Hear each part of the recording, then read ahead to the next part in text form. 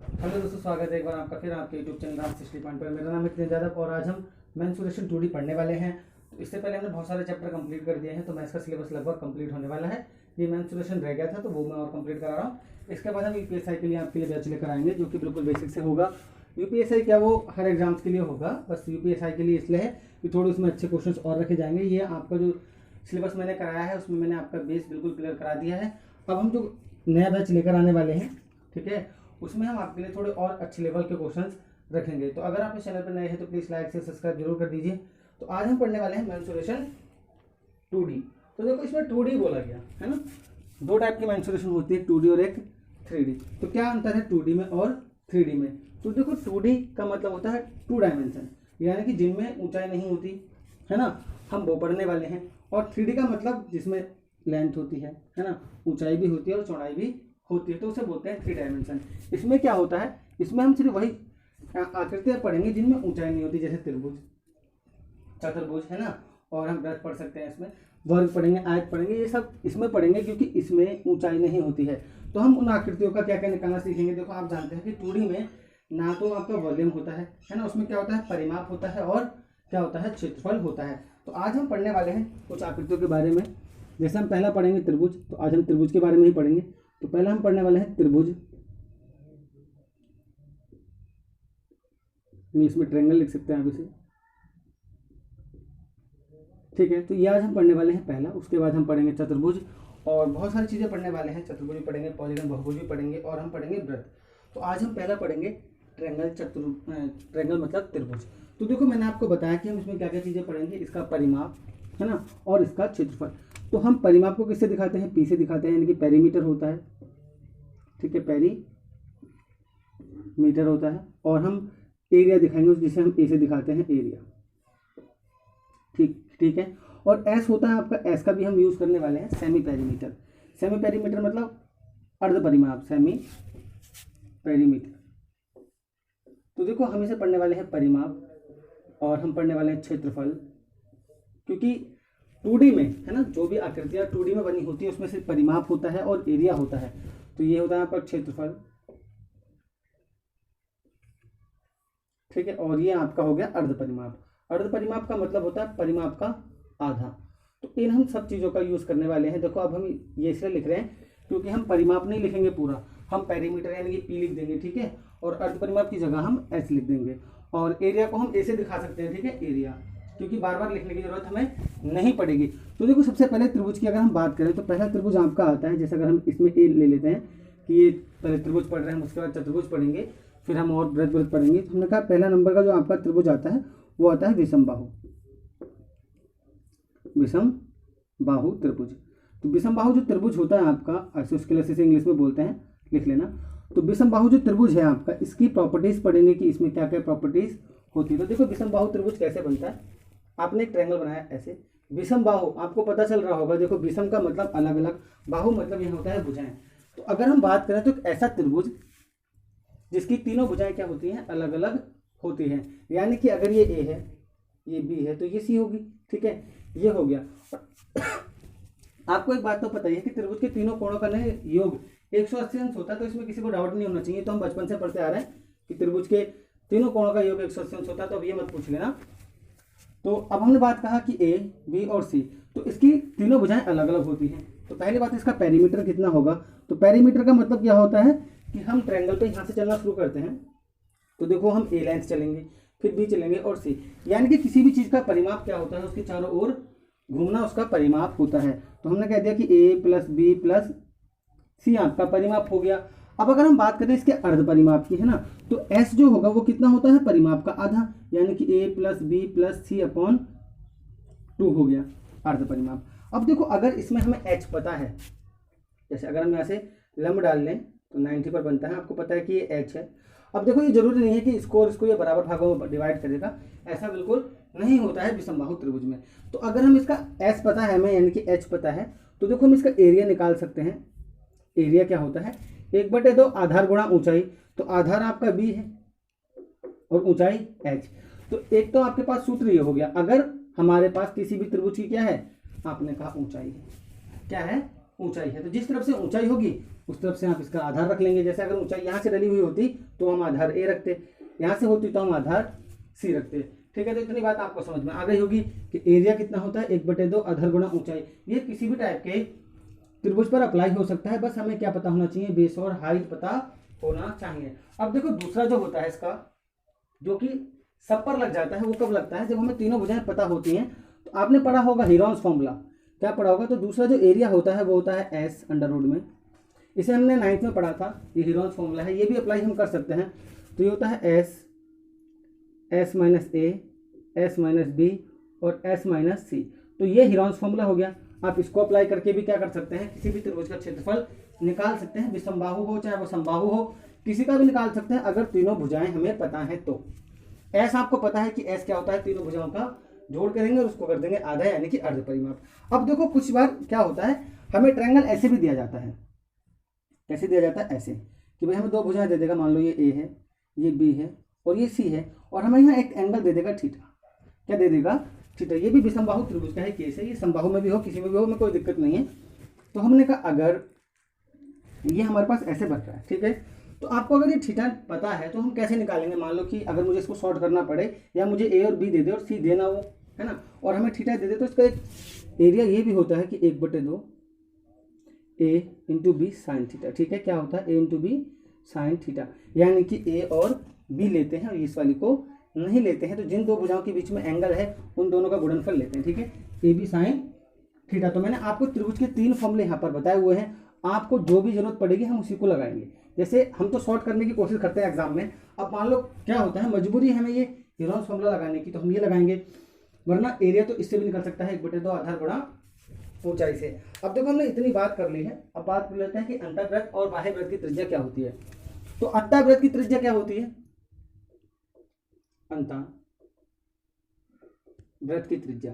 अब आप कहेंगे अंतःवृत्त की त्रिज्या का मतलब, देखो मैंने कहा अंतःवृत्त की त्रिज्या का मतलब होता है अंतःवृत्त। इस त्रिभुज के अगर अंदर कोई वृत्त बन रहा है, ठीक है, और हमसे क्या पूछ लेता है, उसका क्षेत्रफल पूछ लेता है। तो आप जानते हैं कि वृत्त का क्षेत्रफल होता कितना है, पाई आर स्क्वायर। तो अगर अंदर बन रहा है तो हमें रेडियस चाहिए होगी वृत्त की, है ना।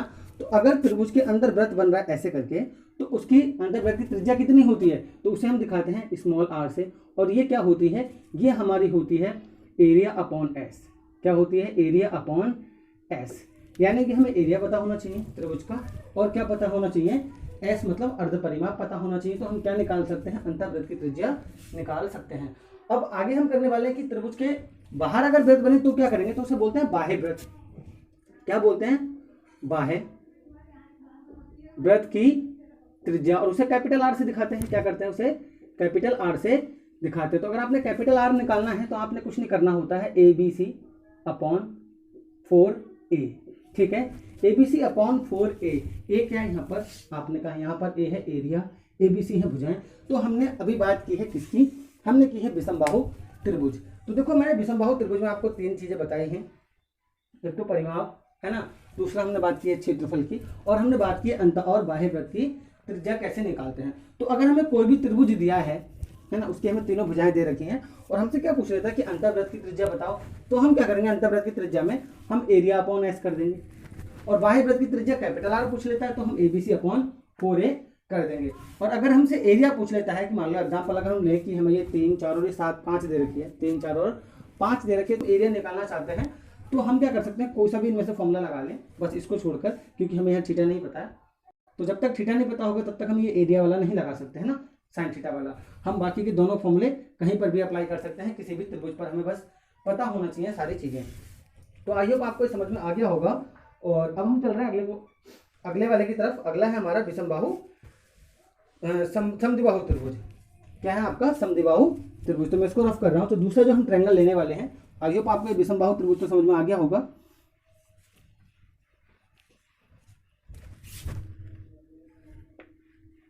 देखो ये जो अंतःवृत्त की त्रिज्या है और बाह्य वृत्त की त्रिज्या, ये किसी भी त्रिभुज पर अप्लाई हो सकती है। ठीक है, कोई भी त्रिभुज है, अगर आपको बाह्य वृत्त की त्रिज्या निकालनी है तो आप ये लगाएंगे एबीसी अपॉन 4, और अंतर्वृत्त की निकालनी है तो एरिया अपॉन आपको ऐसे ही लगाना पड़ेगा। अब देखो हम चल रहे हैं विषम समद्विबाहु त्रिभुज की तरफ। दूसरा हमने ट्रायंगल लेना है समद्विबाहु त्रिभुज, समद्विबाहु त्रिभुज। तो ये आपका समद्विबाहु त्रिभुज। ठीक है। तो समद्विबाहु त्रिभुज जो हम पढ़ने वाले हैं इसको बोलते हैं आइसोस्केलस ट्रायंगल, ठीक है, और उसको बोलते हैं स्केलेन ट्रायंगल जो पहले था आपका। तो हमने कहा कि भाई अगर देखो समद्विबाहु, तो इसके नाम से पता चल रहा है कि एक ऐसा त्रिभुज जिसकी दो भुजाएं क्या हों, आपने कहा बराबर हो। तो देखो अगर इसकी दो भुजाएं बराबर हैं तो आपने कहा अगर हम इसको ए लेंगे तो ये भी ए हो सकती है और हम इसको बी ले सकते हैं। आप इसको ए मान लो, इसको ए मान लो, तो इसको बी मान लेना। कोई भी दो भुजाएं आपको क्या लेनी होती हैं, बराबर लेनी होती हैं। तो देखो इसकी एक प्रॉपर्टी एक ये भी होती है कि अगर इसकी दो ये भुजाएं बराबर हैं तो ये वाला एंगल इस वाले एंगल के इक्वल होता है। ये अपने जनरली बात हमने कर ली है। अगर हम यहाँ से परपेंडिकुलर डालें एच निकालने के लिए, तो एक बात याद रखना, अगर ये हाइट है इसकी तो ये वाली जो भुजा होगी ना इतनी, ये क्या होगी b/2 आधा हो जाती है। इसको दो बराबर भागों में ही डिवाइड कर देता है, तो इधर भी आधी और इधर भी आधी हो जाती है आपकी। तो अगर हम बात करें इसके परिमाप की, तो देखो सबसे पहले हम पेरीमीटर यानी कि परिमाप की बात कर लेते हैं। तो आप जानते हैं कि तीनों भुजाओं का योग यानी कि a + b, तो आप कहेंगे 2a + b है ना, ये इसका परिमाप हो जाएगा। और अर्ध परिमाप की बात करें तो 2a + b का आपको क्या कितना कर देना है, आधा। ये तो अर्ध परिमाप हो गया। अर्ध परिमाप निकालने के लिए हमें क्या करना है, उस तीनों को जोड़कर आधा कर देना है और परिमाप हमें तीनों को जोड़कर लिखना है। इतना बड़ा कोई ड्रामा नहीं करना कि इसे हमें जोड़कर ही लिखना है, डायरेक्ट भी जोड़ सकते हैं। किसी त्रिभुज की कितनी बड़ी भुजाएं होंगी, 5, 15, 20 किलोमीटर में थोड़ी होंगी जो जोड़ने में दिक्कत हो। तो आपने कहा अगर यहाँ पर हमें एस और पी की वैल्यू चाहिए। अब बात आती है इसका एरिया निकालने की। तो वही है कि भाई हम एरिया निकाल सकते हैं। एक तो देखो 1/2 आधार गुणा ऊंचाई से, आधार गुणा ऊंचाई, ये सभी में लग जाता है। बस हमें क्या पता होना चाहिए, आधार और ऊंचाई। तो आपको पता है इसका बी हमें पता है और ऊंचाई भी हमें एच पता है, तो हम ये लगा सकते हैं। तो दूसरा हम क्या कर सकते हैं, इसमें एरिया जो है वो तो लगा ही सकते हैं अंडर रूट वाला। अगर हमें तीनों भुजाएं पता है तो हिरन फॉर्मूला तो लगा ही सकते हैं, एस - a, s - b और s - c हम ये लगा सकते हैं, ठीक है, और कोई दिक्कत नहीं है। बाकी अगर हमें ये थीटा पता है तो हम वो तीसरा वाला भी लगा सकते हैं। वो तो कहीं पर भी लग जाता है कि a और b आपको पता है, तो आप ये वाला एरिया तो लगा ही सकते हैं कि भाई एरिया होगा 1/2 a × b × sin थीटा। तो ये तो हम कहीं पर भी लगा सकते हैं, बस हमें क्या पता होना चाहिए, थीटा पता होना चाहिए। तो ये तीनों लगा सकते हैं। अंतःवृत्त की त्रिज्या और बाह्य वृत्त की त्रिज्या आप ऐसे निकाल सकते हैं जो कि ऊपर लिखा हुआ है। तो अगर आपको ये समद्विबाहु त्रिभुज भी पता चल गया हो तो देखो अब अगर इसकी एच निकालनी पड़े, इसमें एक और कंडीशन है कि अगर हमें इसकी एच निकालनी है तो हम एच कैसे निकालेंगे। तो हम इस ट्रायंगल में अगर पाइथागोरस प्रमेय अप्लाई कर दें तो देखो एच निकालेंगे। तो आप जानते हैं कि जो एच का स्क्वायर होता है, या ऐसे कर लेते हैं कि पाइथागोरस प्रमेय निकालने के लिए हम क्या करते हैं, कर्ण का स्क्वायर, ए का स्क्वायर। तो अगर मैं पाइथागोरस प्रमेय कर दूं अप्लाई, तो a स्क्वायर बराबर होता है आपके h² प्लस b/2, क्योंकि हम इतना ट्रायंगल ले रहे हैं, ये इतना कितना ले रहे हैं, इतना अगर हम ट्रायंगल ले रहे हैं इसमें, तो आप जानते हैं कर्ण है, ये आपका आधार और ये लंब है, तो लंब का स्क्वायर प्लस आधार का स्क्वायर यानी कि b/2 का स्क्वायर आपका हो जाएगा। अगर ये b/2 आपका हो जाएगा तो देखो हमारे लिए कितना आसान हो गया। अगर हम यहाँ से किसकी वैल्यू निकालना चाहते हैं, h² की, तो h² की जो वैल्यू आएगी वो आएगी a²। इसको हम उधर ले जाएंगे तो माइनस का हो जाएगा b² कितना हो जाएगा, आपने कहा 4। अगर हम इसका एलसीएम ले लें तो 4a² - b² आपका कितना आ जाएगा, 4, ठीक है, ये आपका आ जाएगा। अगर हम इसे लिखें सही से तो h की क्या वैल्यू आने वाली है, यहाँ पर h की अगर हम यहाँ पर वैल्यू लिखें तो देखो अंडर रूट हटाएंगे, मतलब स्क्वायर हटाएंगे, अंडर रूट चढ़ा देंगे, तो आपका आ जाएगा 4a² - b² और ये 4 अगर बाहर निकाल दें अंडर रूट से तो हमारा बनेगा अंडर रूट 4a² - b²/2। यही आपका h का फॉर्मूला है। तो आप जैसे मर्जी निकाल लो। अगर कई बार हमसे सिर्फ h पूछ लेता है तो हमें ये फॉर्मूला याद रखने की जरूरत नहीं है, हम इसमें पीजीटी भी अप्लाई कर सकते हैं। इतना हम सबके पास दिमाग है, सब हम 10th 12th करके बैठे हैं, तो 10th तक तो हम सबके पास मैथ्स होती है। हम पाइथागोरस प्रमेय लगा कर भी यहाँ से क्या निकाल सकते हैं, h निकाल सकते हैं। तो अंतः और बाह्य वृत्त की त्रिज्या भी आपको समझ में आ गई होंगी। अब अगला हम चलने वाले हैं इक्विलेटरल ट्रायंगल यानी कि समबाहु त्रिभुज की तरफ। तो समबाहु त्रिभुज आप सभी ने पढ़ा होगा, नाम से पता चल रहा है समबाहु, यानी कि तीनों भुजाएं उसके क्या होती हैं, बराबर होती हैं। देखो समबाहु के लिए ना ये आर और कैपिटल आर का भी ना अपना एक अलग ही सूत्र है। इससे तो निकल ही सकता है, लेकिन अलग से भी निकाल सकते हैं हम डायरेक्ट, क्योंकि समबाहु में भुजाएं तीनों सेम होती हैं, तो आप डायरेक्ट भी निकाल सकते हैं। तो देखो अगला क्या है हमारे पास, समबाहु त्रिभुज। तो हमें समबाहु त्रिभुज में क्या पता होता है कि अगर हम बात करें समबाहु इक्विलेटरल ट्रायंगल की, समबाहु त्रिभुज, ये आपका तीसरा त्रिभुज है। तो समबाहु आपको पता चल रहा होगा, समबाहु का मतलब तीनों भुजाएं जिसकी बराबर होती हैं। तो मैंने कहा अगर तीनों भुजाएं बराबर है तो हमने एक ट्रायंगल बना लिया। देखो समबाहु इसमें तो अगर मुझे एक भी भुजा पता है तो इसका एरिया बहुत आसान हो जाता है। ए है ये ए है और ये भी ए है। समबाहु में ये एंगल भी 60 का होता है, ये 60 का होता है, ये भी 60 का होता है। और हम एच भी निकाल सकते हैं, यहाँ से लम डाल के पाइथागोरस लगा लें तो आप जानते हैं कि ये AY2 बनेगी इधर वाली भुजा, और ये भी AY2 ही बनेगी। तो आप एच भी निकाल सकते हैं, डायरेक्ट एच की वैल्यू भी निकाल सकते हैं, वो होता है √3/a। तो आप एच भी निकाल सकते हैं। पहले हम बात करते हैं इसके परिमाप की। तो परिमाप कितना हो जाएगा तीनों भुजाओं का योग, यानी कि a + a बराबर 3a। ठीक है। और अगर हम बात करें अर्ध परिमाप की, यानी कि s की, ये तो p हो गया आपका, तो s की बात करें तो 3a का आधा हो जाएगा, तो 3a/2। यहाँ पर हमें जरूरत नहीं पड़ेगी, लेकिन अर्ध परिमाप अगर आपसे कोई भी छोटे एग्जाम जैसा इंडियन आर्मी होता है या SSC GD होता है उसमें पूछ ले, तो ये सभी के लिए है क्लास, तो इसे कोई भी क्या कर सकता है, सीख सकता है, ये सभी के लिए हेल्पफुल है। अब हम बात करते हैं इसके क्षेत्रफल की। तो देखो सबसे पहले इसका क्षेत्रफल होता है भुजा स्क्वायर, यानी कि a स्क्वायर √3/4। क्या होता है, भुजा स्क्वायर √3/4 होता है। तो यही अप्लाई करें, बाकी वो सब अप्लाई सकते हैं। 1/2 आधार गुणा ऊंचाई, अगर हमें h पता है तो, और नहीं पता है तो हम ये तो लगा ही सकते हैं, हमें भुजा तो पता होगी। अब देखो हमें इसमें एक चीज़ और निकालनी है, वो है इसकी h।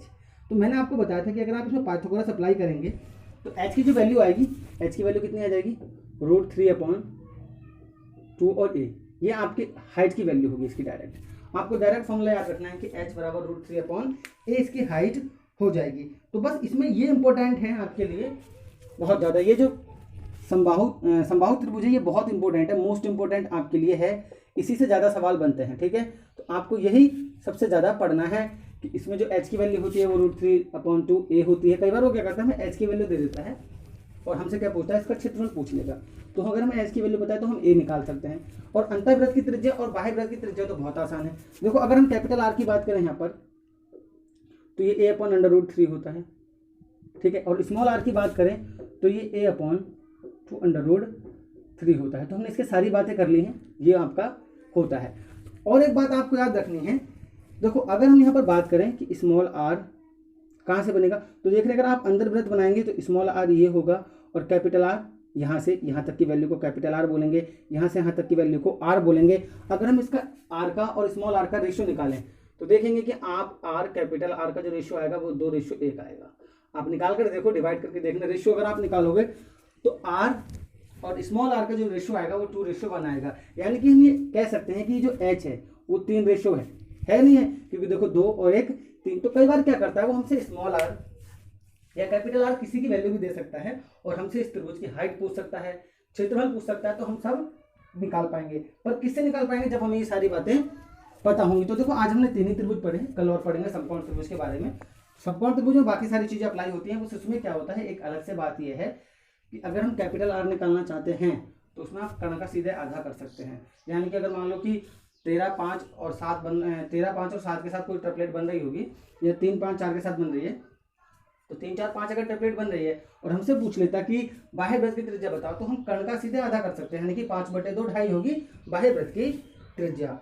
तो अब चल रहा है क्वेश्चन की ओर, कैसे क्वेश्चन इस पर बनते हैं। तो देखो सबसे पहला क्वेश्चन मैंने आपके लिए लिखा हुआ है, इसे मिटा रहे हैं।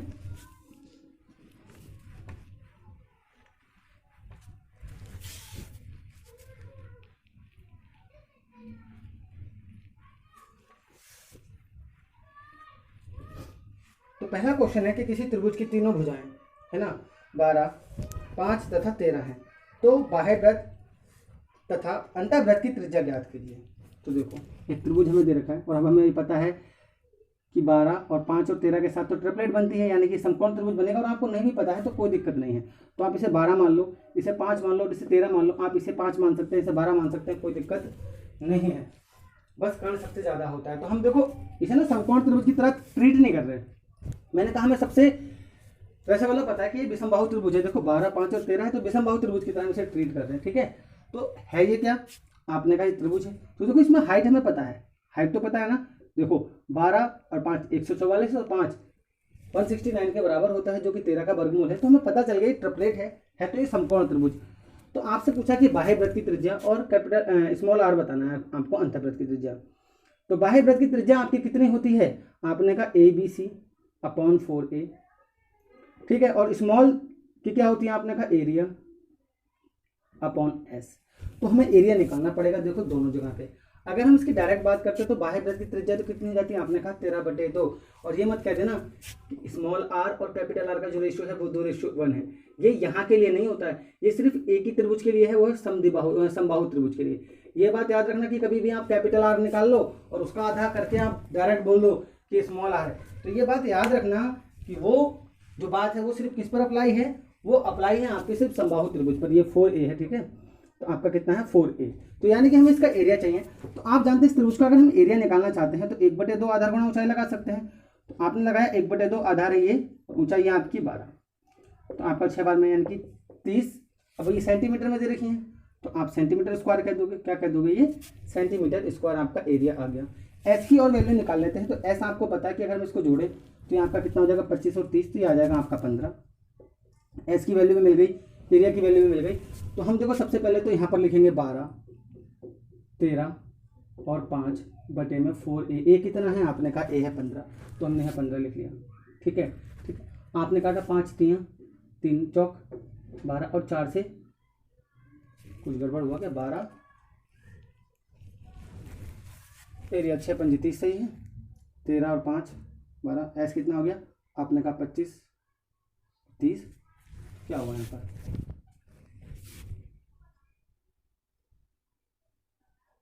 4A होता है 12 गुणा 5 गुणा 3, ठीक है, दिक्कत तो नहीं होनी चाहिए। अच्छा एरिया रखना था, यहाँ हमने ऐसे रख दिया है 30 आएगा। तो कितना आ जाएगा आपका, आपने कहा 12 13 और 5/4A। ए कितना है आपका, ए है आपका 30, तो हमने यहाँ 30 लिख लिया। तो आपने कहा देखो हम इसे काटे 5 का 5 5 6 30 और 6 से कितने बार में कट जाएगा, 2 बार में, और 2 से कितने बार में कट जाएगा, 2 बार में। तो आपने देखा कि 13/2 आ रहा है। यानी कि अगर हम समकोण त्रिभुज की बात करें, देखो समकोण त्रिभुज बन रहा है, तो आपने देखा कि कैपिटल आर हमेशा सीधे इसकी आधा है।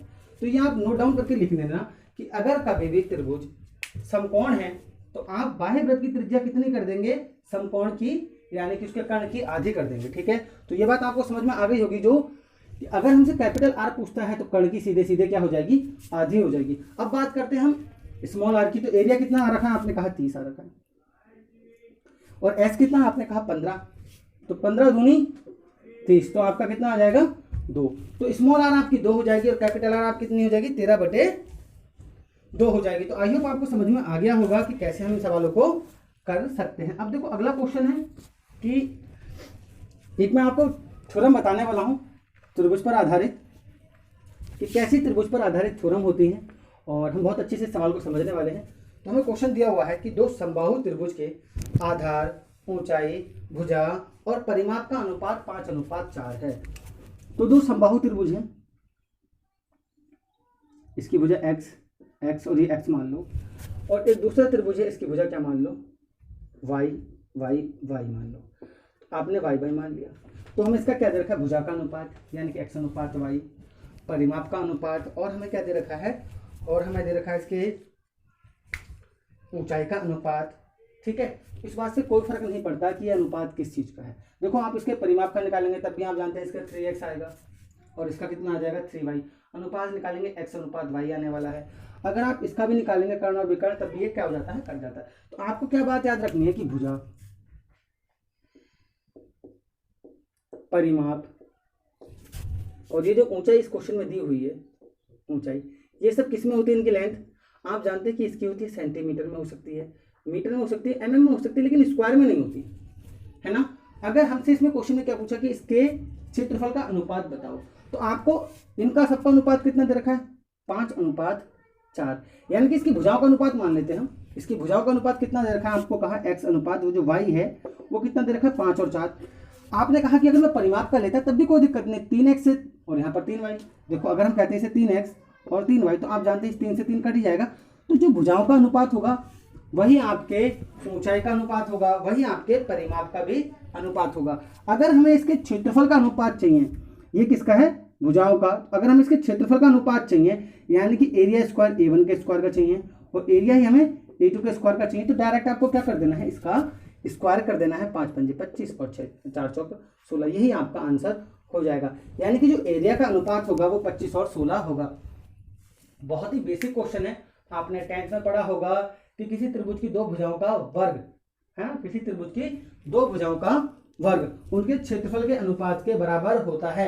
ये आपकी थ्योरम है और ये त्रिभुज पर अप्लाई हमने कर दी है। तो 5 और 4 आपका यानी कि 25 और 16 आ जाएगा आंसर इस बात का कि अगर हमें इसके भुजा परिमाप ऊंचाई का अनुपात किसी के भी त्रिभुज का पता है, दो त्रिभुज है, अगर हमें उनकी ऊंचाई का अनुपात पता है तो हम स्क्वायर कर देंगे तो हमें क्षेत्रफल का पता चल जाएगा। अगर हमें परिमाप का अनुपात पता है और हम क्या कर देंगे स्क्वायर कर देंगे तो हमें क्षेत्रफल का पता चल जाएगा। अगर हमें भुजा का अनुपात पता है और हम क्या कर देंगे स्क्वायर कर देंगे तब भी हमें क्षेत्रफल का अनुपात मिल जाएगा। तो आपको ये बात याद रखनी है कि भुजा परिमाप और ऊंचाई ऐसे ही आयत में या किसी भी चीज में हम करेंगे तब हम सीखेंगे कि भुजा परिमाप और ऊंचाई का अगर हमें अनुपात पता है तो हम क्षेत्रफल का अनुपात कैसे निकाल सकते हैं। तो ये बात आपको समझ में आ गई होगी। अब देखो अगले क्वेश्चन की हम और चलते हैं।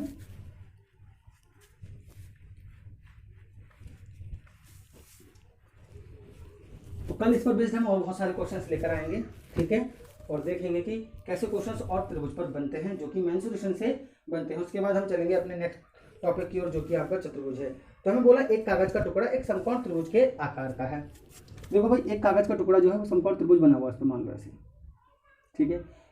आगे हमसे बोला कि कर्ण के समांतर है ना, अंदर की ओर एक लाइन खींची गई, कर्ण के समांतर ऐसे लाइन खींची गई, यानी कि लाइन कैसे खींची गई ऐसे, ये त्रिभुज ऐसे था, यहाँ पर लाइन खींची गई इसके समांतर, ठीक है, सीधी कर लेते हैं इस लाइन को, इसके समांतर एक लाइन खींची गई, टेढ़ी हो जा रही बने बात। अगर इसके समांतर एक लाइन खींची गई है, ठीक है, इसको भी थोड़ा अच्छे कर लो।